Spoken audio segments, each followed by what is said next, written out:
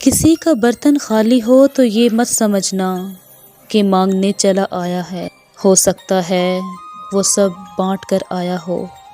دنیا میں دو طرح کے درد ہیں، ایک وہ درد جو آپ کو تکلیف دے اور دوسرا وہ جو آپ کو بدل دے۔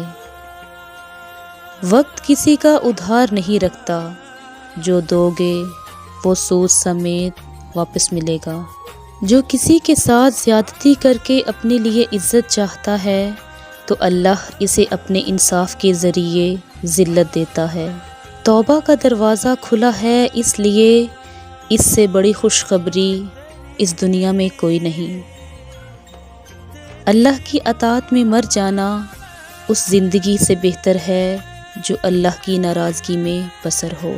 مرد کی پسلی سے عورت کو بنا کے اللہ تعالیٰ نے اپنی حکمت کا اشارہ دیا کہ میں نے اس عورت کی تخلیق فرشتوں کی لائی مٹی سے نہیں کی، میں نے اسے تمہارے جسم سے اس لیے نکالا کہ عورت کا تقدس اور پردہ قائم رہے۔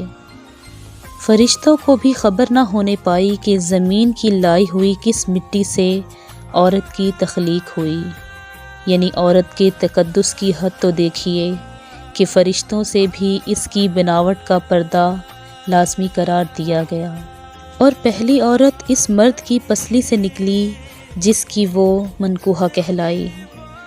اللہ نے عورت کو پسلی سے نکال کے یہ نہیں بتایا کہ عورت میں ٹیڑھا پن ہے، بلکہ اس عورت کو پسلی کی تخلیق کر کے یہ بات سمجھا دی کہ عورت وقت پڑنے پر ڈھال بھی بن سکتی ہے۔